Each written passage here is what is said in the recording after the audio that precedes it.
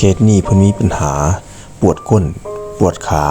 ย่างลงน้ำหนักข้างหนึ่งบ่ได้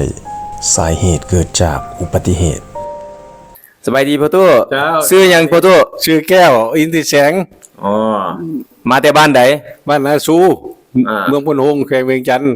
อาการเป็นอะไรมามื้อนี้ โอ้ยมันเจ็บบนกระโพกนี่นะมันล่าวลงมาในขานี่ เจ็บบนสะโพกเนาะ เจ้า แล้วเฮ็ดให้ย่างนี่ลำบากบ่ นั่นแหละย่างเจ็บ โอ้ย่างแล้วเจ็บเลยเนาะ โดย โอ้เป็นมาโดนปานใดละ โอ้ประมาณปีแต่ไหน ปีหนึงเนาะ เจ้า โอ้อาการเพิ่นเนาะเดี๋ยวเบิ่งดูเบิ่งในฟิล์มของเพิ่นเนาะเพิ่นไปเอ็กซเรย์มาเนาะเห็นตามฟิล์มนี่ถือว่ากระดูกเพิ่นนี่เคลื่อนเนาะกระดูกขาทางด้านลุมนี่เคลื่อนไปกระดูกสะโพกกระดูกบนสะโพกของเพิ่นนี่เคลื่อนขึ้นไปถึงเฮ็ดให้การย่างหันคัดแล้วก็เฮ็ดให้ปวดเนาะบัดนี้เฮาสิมาจัดกระดูกให้เพิ่นแล้ว อาการของเพิ่นสิเป็นจังไดเนาะติดตามนำกันเบิ่งเจ้าบัดนี้เฮาสิรักษาเพิ่นเนาะสิเฮ็ดให้กระดูกกันขาเพิ่นหันเข้ากันคืนมาเบิ่งกัน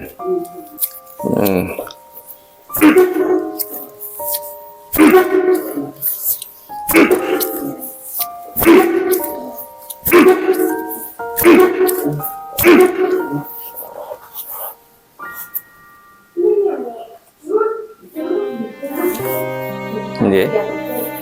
กับบอนเกือบถึงอีกหน่อยนึง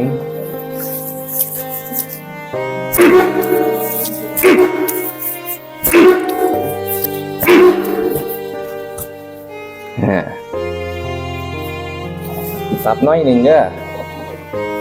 ปวดบ่ปวดบ่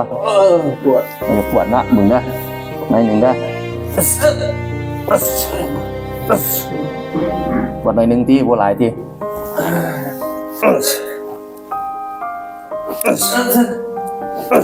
โอเค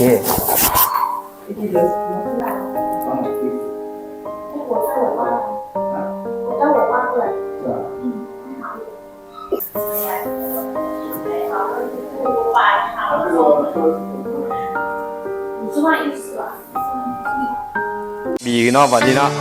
บ่ปวดแล้วบ่บัดนี้ตอนมานี่ปวดบ่ย่างอยู่ที่บ่ได้เนาะ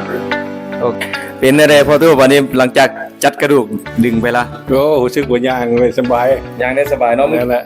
ตอนมาหันยังใส่ไม้ค้ำเนาะบัดนี้บ่ใส่ไม้ค้ำก็ย่างสามารถย่างได้เนาะ นั่นแหละ โอ้